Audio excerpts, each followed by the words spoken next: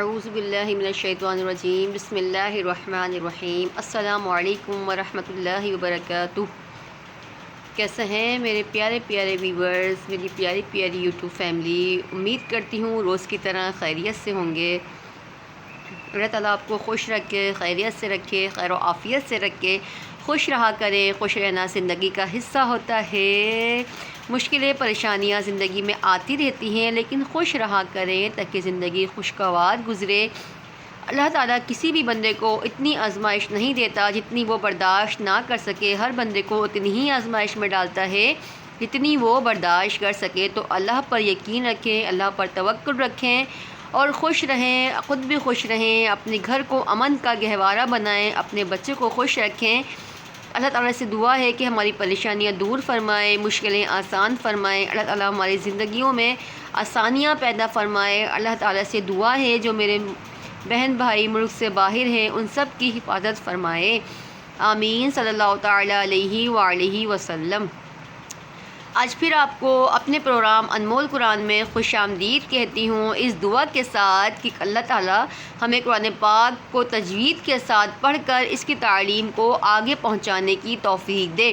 قرآن پاک پڑھ کر گھر میں بند رکھ دینا مقصد نہیں ہوتا۔ قرآن پاک کو صحیح طریقے سے پڑھیے اور روزانہ تلاوت قرآن پاک بھی کریے، اپنے بچوں کو بھی اس کی تعلیم دیں۔ آپ ملک میں جہاں بھی ہیں، بیرون ملک میں ہیں، اب تو قرآن پاک پڑھنا اتنا آسان ہے، آپ آن لائن قرآن پاک پڑھ سکتے ہیں، اپنے بچوں کو بھی تجوید کے ساتھ پڑھا سکتے ہیں۔ اگر کوئی ہم سے پڑھنا چاہتا ہے یا اپنے بچوں کو پڑھانا چاہتا ہے یا کوئی میری پیاری بہن پڑھنا چاہتی ہے، دیکھیں قرآن پاک کو درست کرنے کی یا قرآن پاک پڑھنے کی کوئی عمر، کوئی ایج نہیں ہوتی۔ آپ ہر ایج میں اپنا قرآن پاک مکمل کر سکتے ہیں، اپنا قرآن پاک درست کر سکتے ہیں۔ تو ڈسکرپشن میں میرا نمبر موجود ہے، آن لائن قرآن پاک پڑھنے کے لیے مجھ سے رابطہ کر سکتے ہیں۔ ہاں، اگر آپ یوٹیوب پہ قرآن پاک پڑھنا چاہتے ہیں تو ہمارا چینل انمول قرآن مدنی قاعدے پہ سرچ کریں، وہاں بھی آپ کو ڈیٹیل سے مخرج کے ساتھ قرآن پاک کی تعلیم دی جائے گی۔ اگر اپنے بچوں کو حفظ کرانا چاہتے ہیں تو بھی مجھ سے رابطہ کر سکتے ہیں۔ آئیے اپنے سبق کا آغاز کرتے ہیں۔ باتیں تو بہت ساری ہیں، ہوتی رہتی ہیں، روزانہ سبق پڑھنا بہت ضروری ہے۔ اگر کوئی بات سمجھ میں نہیں آتی سبق کے متعلق تو آپ مجھ سے پوچھ سکتے ہیں، ڈسکرپشن میں میرا نمبر موجود ہے۔ تک کے نمبر ہمارا 13 کمپلیٹ ہو گیا تھا، الحمدللہ عزوجل تک کے نمبر 13 ہم نے کمپلیٹ کر لیا۔ انشاءاللہ عزوجل ایک دن ایسا ہوگا کہ ہم پورا قرآن پاک مکمل کر لیں گے، انشاءاللہ۔ ترکیب نمبر 14 کا ہم کو آغاز کرنا ہے۔ ترکیب نمبر 14 ہے ہمارا نون ساکن اور تنوین۔ دیکھیں نون ساکن اور تنوین کے دو قاعدے ہم نے پچھلے ویڈیو میں پڑھے تھے، پہلے ہم پڑھتے آ رہے تھے۔ ترکیب نمبر 12 میں نون ساکن اور تنوین کے دو قاعدے تھے، دو قاعدے اب یہاں پر ہیں، ادغام اور اقلاب۔ ادغام کس کو کہتے ہیں؟ نون ساکن یا تنوین کے بعد اگر حرف یرملون میں سے کوئی حرف آ جائے تو ادغام ہوگا۔ را اور لام میں بغیر غنہ کے، باقی چار میں غنہ کریں گے، ٹھیک ہے۔ حرف یرملون کتنے ہیں؟ حرف یرملون 6 ہیں، یا، را، میم، لام اور واو نون۔ یہ سب یہاں ڈسکرپشن لکھی ہوئی ہے، آپ اس کو پڑھ سکتے ہیں، یا، را، میم، لام، واو نون۔ دیکھیں را اور لام میں غنہ نہیں کریں گے، جہاں پر بھی آئے گا باقی چار میں غنہ کر کے پڑھیں گے۔ دوسرا ہمارا قاعدہ ہے اقلاب۔ نون ساکن یا تنوین کے بعد اگر حرف با آ جائے تو اقلاب ہوگا، یعنی نون ساکن اور تنوین کو میم سے بدل کر اخفا کریں گے۔ چھوٹی سی میم لکھی ہوئی ہوتی ہے نا اوپر، اس میں میں آپ کو دکھاؤں گی مثال سمجھا کر۔ تو اخفا کریں گے یعنی غنہ کریں گے، ٹھیک ہے۔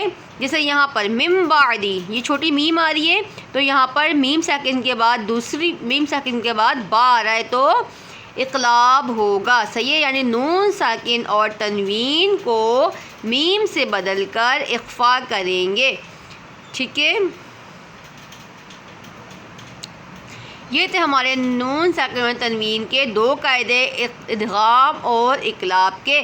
پہلے قاعدے کا سبق کا تعارف پڑھنا لازمی ہوتا ہے تاکہ سبق ہمارے پاس اس میں کیا ہے، کیا ڈیٹیلز ہیں، کیا چیزیں ہیں، کیا مخرج ہیں، وہ سب چیزیں ہمیں معلوم ہونی چاہیے۔ تو سبق کا تعارف ہم نے آج یاد کیا۔ انشاءاللہ عز و جل کل سے ہم سبق کا بھی آغاز کریں گے۔ آج آپ تعارف گھر میں یاد کیجئے گا کہ یا را میم لام کس میں آتا ہے؟ ادغام میں آتا ہے۔ را اور لام میں غنہ نہیں کرتے۔ اگر حرف نون ساکن کے بعد با آ جائے تو اقلاب ہوگا، ٹھیک ہے، کیونکہ آگے آپ کو قاعدہ پڑھنے میں آسانی ہوگی۔ آپ کو سبق کا تعارف سمجھ میں آ گیا تو سبق بھی انشاءاللہ آرام سے پڑھ لیں گے، ایزیلی پڑھ لیں گے۔ تجوید کے ساتھ اور مخرج کے ساتھ پڑھنے کا، تجوید اور مخرج ایک ہی ہوتے ہیں۔ تجوید کے ساتھ پڑھنے کا مقصد یہی ہوتا ہے کہ آپ ہر مخرج کو لے کر چلیں، ایزیلی آپ کو سمجھایا جائے۔ پھر بھی اگر کوئی بات سمجھ میں نہیں آتی تو آپ مجھ سے پوچھ سکتے ہیں۔ چینل کو لائک سبسکرائب لازمی کیا کریں، ویڈیو کو شیئر کیا کریں۔ آپ کا ایک لائک کرنا، ایک سبسکرائب کرنا ہماری حوصلہ افزائی کرتا ہے، ہمارے لیے بہت زیادہ ہوتا ہے۔